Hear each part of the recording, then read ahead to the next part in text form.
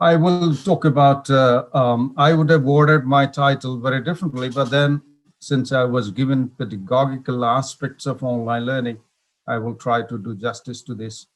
And I will basically focus on pedagogy per se, but then I will relate to online teaching and learning. You see, we are into 5 or 6 modes of teaching learning today. Internationally, of course, the on-campus is dominating. Distance learning has already gained ground.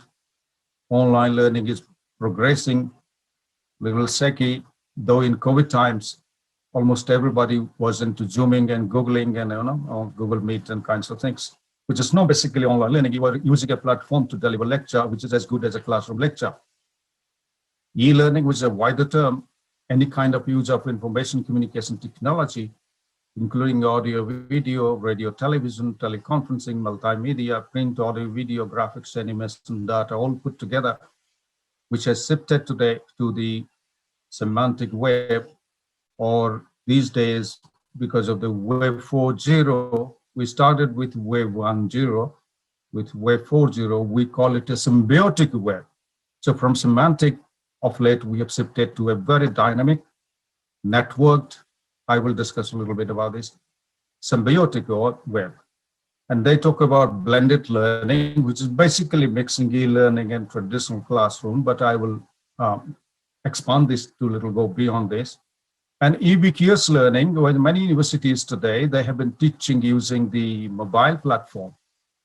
Mobile handset, this is a handset, but we call it a mobile because it goes with you wherever you go. It's not mobile, it's mobile because it's mobile. So, but it's a handset which goes with you and which combines the 3 technological developments today, starting with broadcasting, in between telecommunication, including telecommunications revolution in this country with Rajiv Gandhi as the Prime Minister and Sam Pitroda, the telecommunication revolution in this country. And third is computing. So broadcasting, telecommunications, and computing. Other than these 3, I've not heard any development so far. They talk about artificial intelligence, machine learning, and so on and so forth.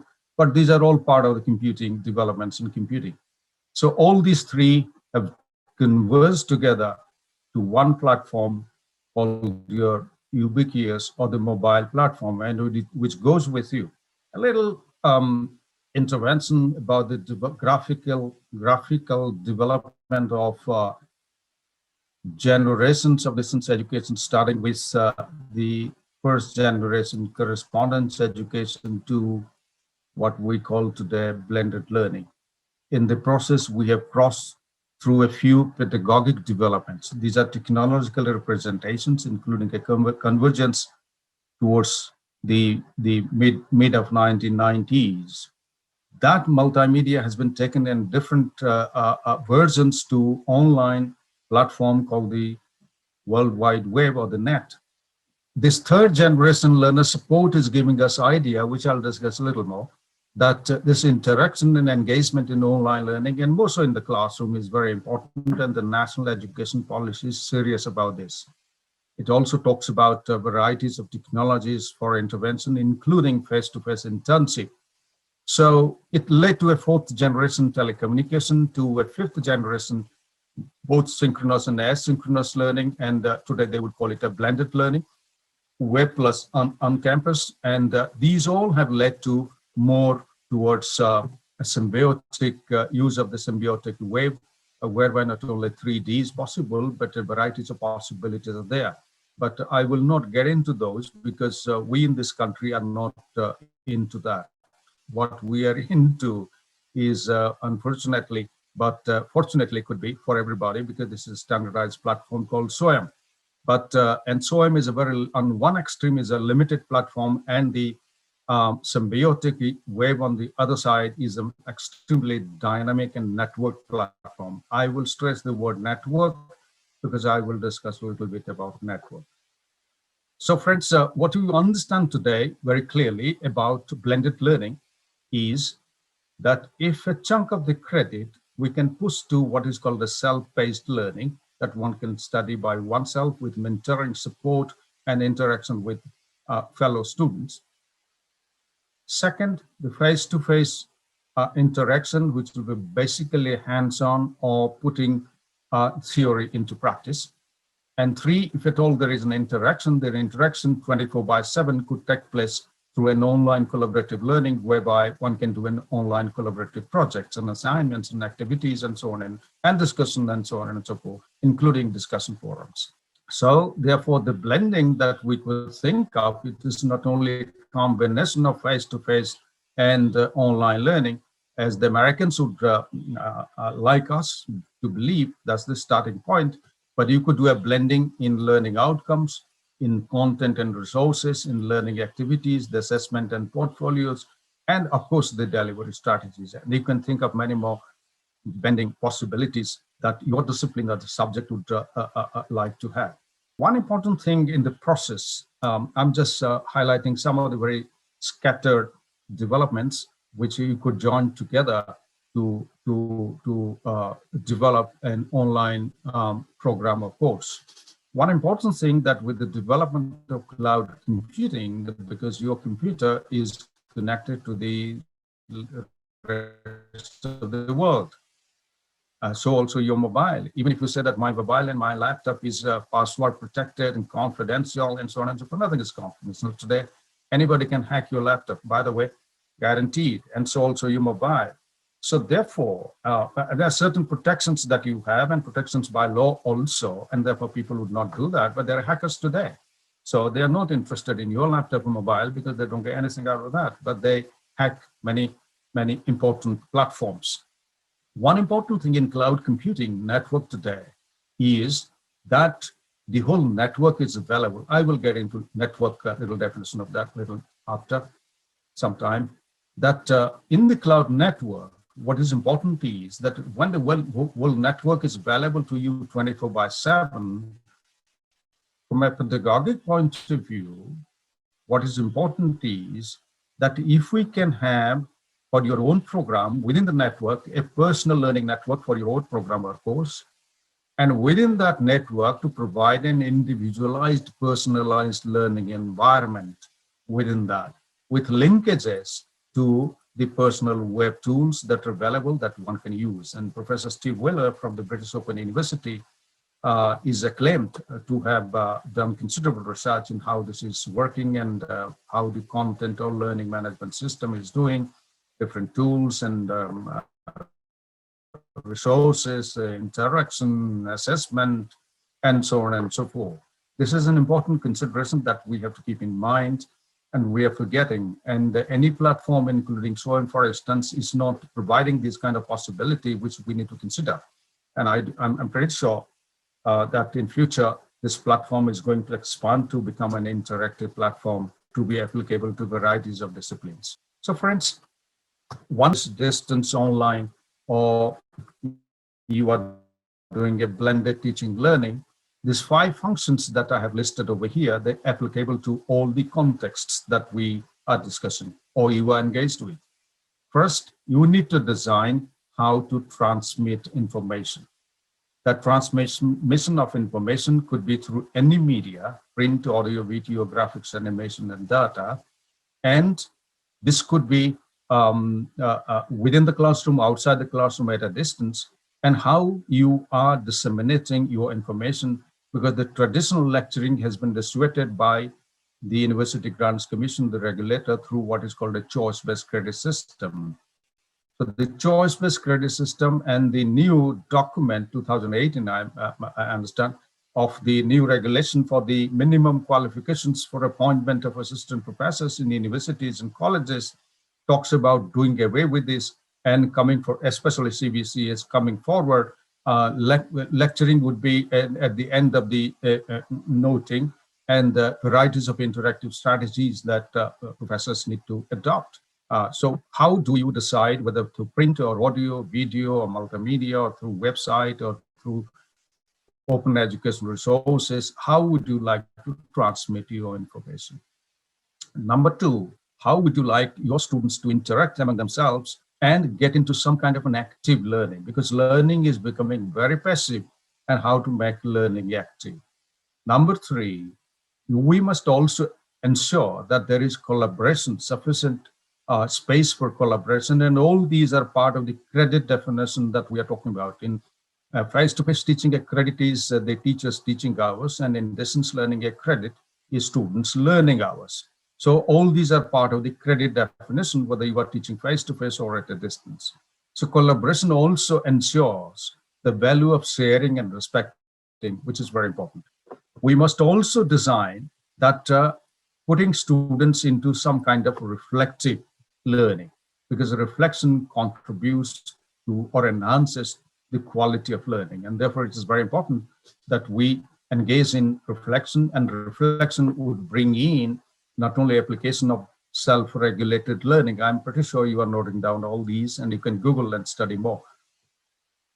Self-regulated learning, and most importantly, the metacognitive learning, because metacognitive learning is a higher order learning by use of self-regulating strategies and many other strategies that would bring in more reflective learning. So reflective activities and reflective teaching and learning is very important. And finally, friends, that there must be provision to assess that to what extent the students have been able to assimilate what you have taught.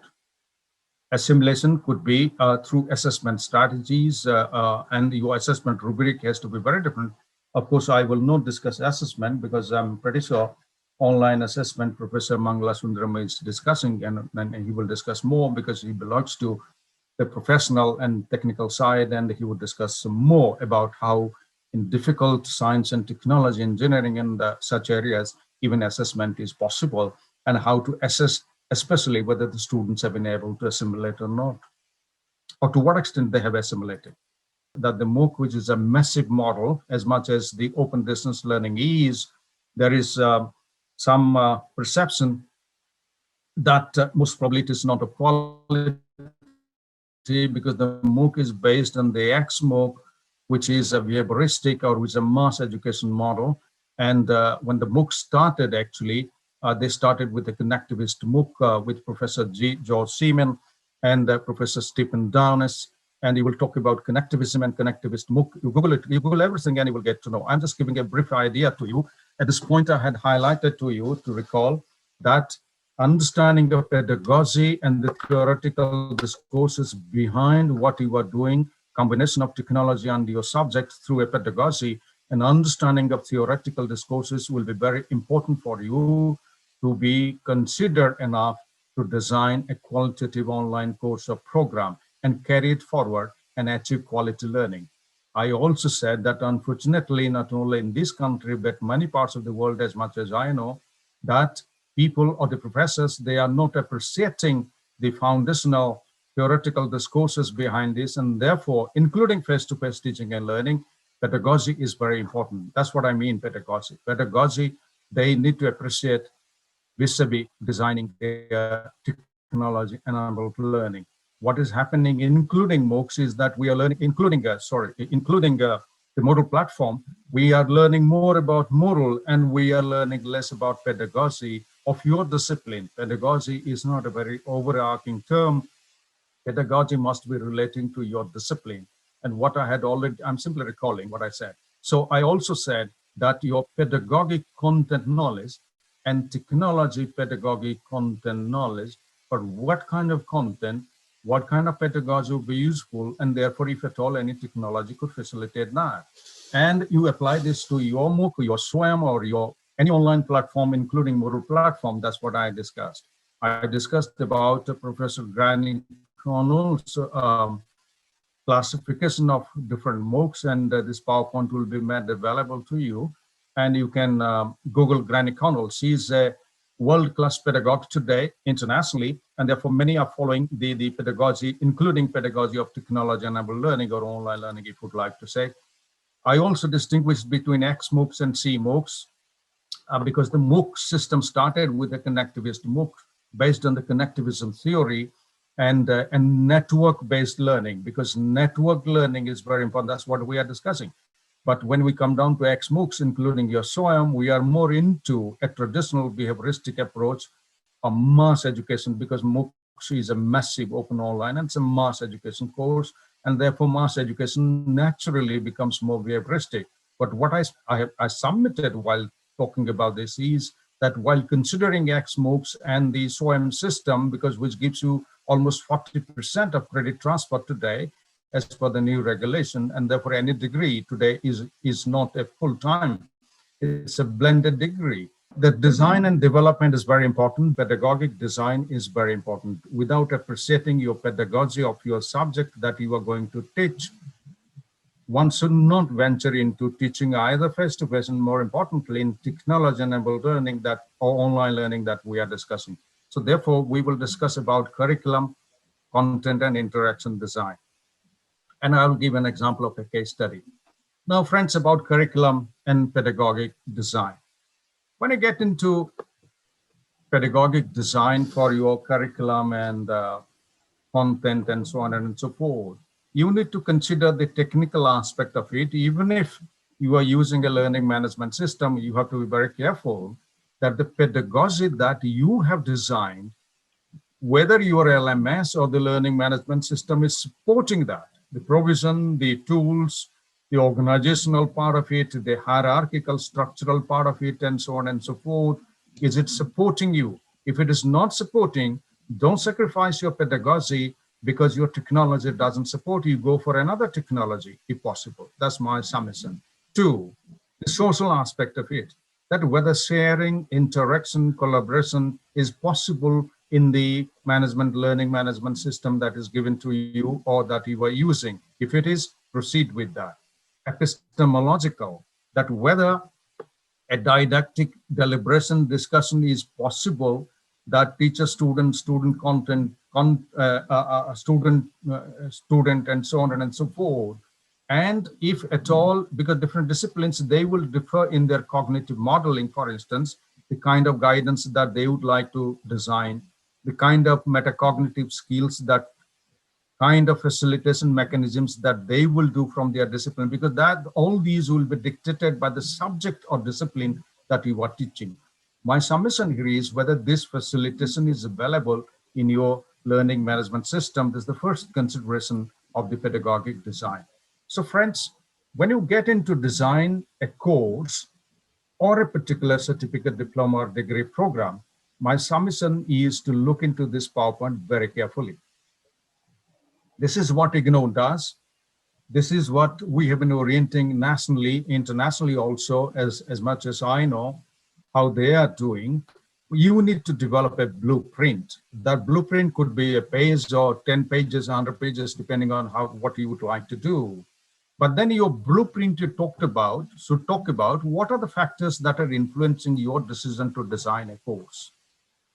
Based on that, you are proceeding to develop a concept map of what generally happens is, unfortunately, that while designing a course or a program of study, we get into collecting the syllabus of different universities and try to do the best of it. That's a bullshit for me, by the way. That's not going to work. And the National Open University in IGNOU, we do it very differently. And all my faculty, including a newly appointed assistant professor, is absolutely free and autonomous to think about the way they would like to design their course of study or program of study. And therefore, most of our courses and programs are very different than what is existing in this country and elsewhere, because they start with a concept mapping and deliberations based on that leading to the program and course learning outcomes, and based on that develop a blueprint. And I'm pretty sure, except a few colleagues that I know or a few programs that I know, except a few, but the largest majority, they have got into developing a detailed blueprint. I will not discuss about detailed blueprint over here because we have less time. Detailed blueprint that what exactly they will do, just like an architect does a mapping of the new building or structure or the complex that will be coming up. And anybody who gets hold of that building will build that building, by the way the architect has thought about. So this is a blueprint that you need to develop, which is not happening in the name of curriculum design and the boards of studies and school boards and different curriculum boards, including the Pandit Madan Mohan Malviya National Mission for Teachers and Teaching Learning Centers, TLCs. The job of TLCs was precisely what I'm discussing. When I was part of the 3-member committee as NCT chairperson, to approve the TLCs of the Government of India under Mother Malviya Mission. The whole idea was that the TLCs and different universities, including IITs, IIMs, Tata Institute of Social Science, and all the central universities, state universities, the TLC's responsibility is to develop subject pedagogy and pedagogy or research in subject pedagogy. So development of subject pedagogy and research in subject pedagogy.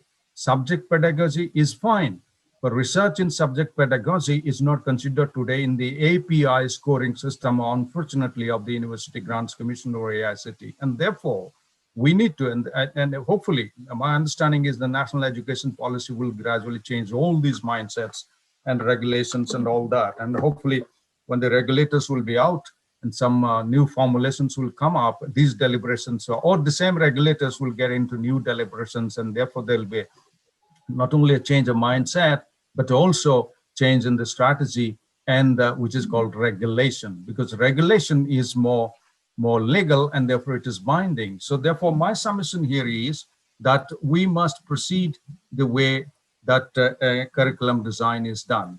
These will lead to your definition of credits in face-to-face teaching hours, and in online learning hours. And you are deriving your learning outcomes from there. These are knowledge, attitude, 21st century skills, employability skills. I will not discuss in detail about this, except making a reference to the choice-based credit system. That in choice-based credit system, 4 kinds of competencies have been highlighted, depending on how we would like to, and the credit limits have been given, depending on whether you are developing yourself or you are borrowing that from a platform called the SWAYM platform. Up to 40% credit hours you can take from that. So 4 kinds of competencies. 1, your discipline competencies, which is called a core competency. Second, the interdisciplinary competencies, which other schools can also, programs of study can take from you. 3, your social and life skills, including 21st century skills, which is very important. And 4, which is called employability skills or skill enhancement programs, your job related, vocational related, or professional related, whatever way you would like to define. And therefore choice-based credit system, which is going to drastically change in the future, is my understanding, would also bring in or expand this kitty or this basket of the 4 competency framework that is given in the choice-based credit system. My submission here is that once your concept mapping, I will show an example. When your concept mapping of your program is done, you have drawn your learning outcomes for your program as a whole, your courses, your modules, your units, and so on and so forth, all kinds of skills that we are talking about. Before developing the content, my submission would be that if you can design or jot down your learning activities that you would like your students to engage with vis-a-vis your learning outcomes. I will show an example to you. Then only you are developing your learning resources. You can say that I'm developing these, or I'm developing a video program, or I'm borrowing the open education resources, or I'm telling students to engage with this OM more courses. That decision would come once you have done a mapping of your course, derived your learning outcomes, and you have already designed your activities, which can form an assignment, an internship, a portfolio, a case study, or a discussion forum in the discussion as an activity, which all will be scored because they will be given the assessment weightage. And based on these, you are now deciding that in the blueprint, what kind of teaching learning strategies that you would adopt, whether it is a face-to-face or distance, some kind of SOM, or any kind of technology intervention, or what exactly that blending, because we are discussing blended learning basically, what kind of blending that you would like to do. And for that learning outcome, you have to decide what kind of formative assessment you will give, what kind of summative assessment you will give, and then you go for your program delivery and then evaluate the program in the future. So friends, this is particularly the submission of your pedagogic design, whether you are teaching face-to-face and more so in online and blended learning. This is very important. If this is not done, I will not particularly accept your program as qualitative at all. Whatever you do, you may be an excellent teacher, but since the NAC system, which is of course is going to undergo considerable change, Even today, the NAC system and the National Board of Accreditation of AICTE, they would say that we require an evidence-based teaching and learning. From the learner's point of view, that learning has happened, we need evidence. And from the teacher's point of view, we also need evidence. Those who have got into NAC evaluation or assessment, they know very well. And those who are associated with the ranking of universities, including international QS or Shanghai or Times Higher Education ranking, they know very well that this is becoming so competitive. And we as professors, we might be doing so many things, but we do not keep an evidence of that, and we cannot show that evidence. For instance, your work as an API is an evidence. So also in teaching learning, you look at the indicators of NAC, you will find that a whole lot of evidences are there. And sometimes you will not be in a position as an institution to fulfill all the evidences to get 100 out of 100. But somehow, heads up to everybody involved in IGNO. IGNO got an A double plus, which is the highest ranking from the NAC system, because everybody's contribution, including the Honorable Vice Chancellor. So therefore, my submission, I'm taking a little more time with this PowerPoint just to impress upon you that unless you do this, your quality is doubtful, because you need to show your evidence. And once you have the evidence or a blueprint, you do it. Keep an evidence and show that you have done it. This is what is teaching learning today. It is not that a creative teacher gets into the classroom and does whatever and comes out, nobody knows what happened actually. We need evidence. And if you are against evidence-based teaching and learning, there is no place for you on this earth, including India today. So therefore, a creative teaching for me is more of an evidence-based teaching, because once you provide evidence, I, as an upcoming teacher, I would learn from your evidence, and therefore I will get more enlightened. Therefore, you would act as a mentor for me. So that's not happening. So that's what is needed, my friends. Given this little more time to this PowerPoint, let me proceed to say a curriculum design is a simple business. Teaching learning is a simple business.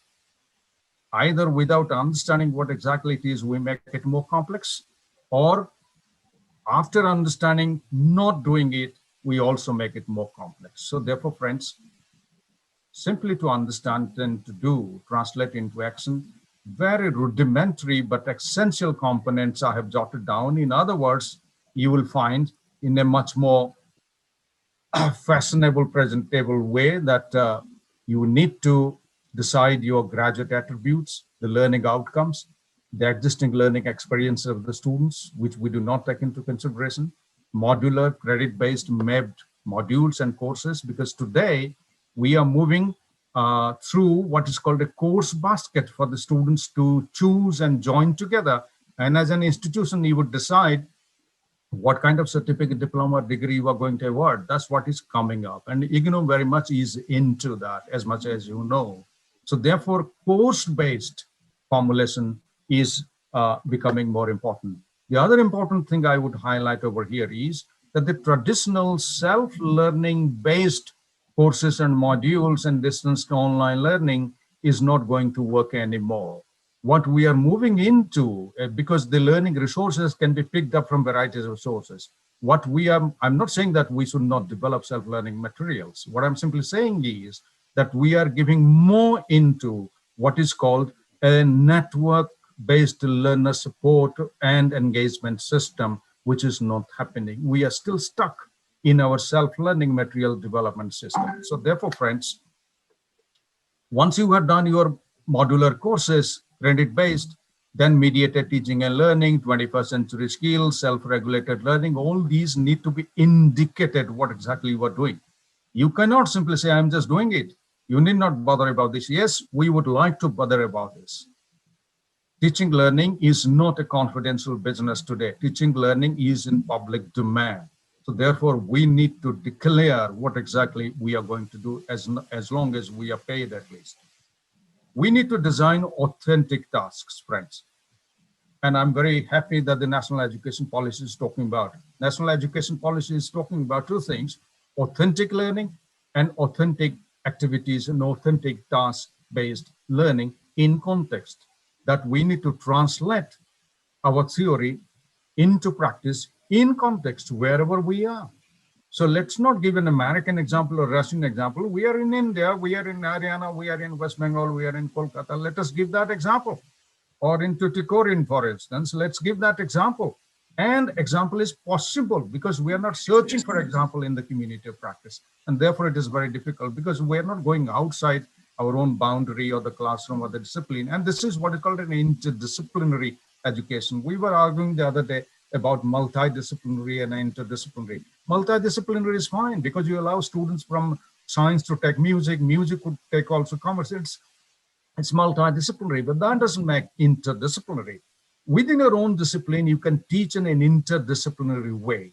I'm not getting into that because that's not my point of presentation here. So friends, what I would expect from you is that if you could do a little bit of exercise, that your course design would list down after the exercise of concept mapping, etc. I will show an example to you that your courses, modules, and lessons, learning outcomes for each one, the credit hours, the activities that you would like to design, the assignments, formative evaluation that you would like to give, and the kinds of learning resources, including self-learning materials of yours.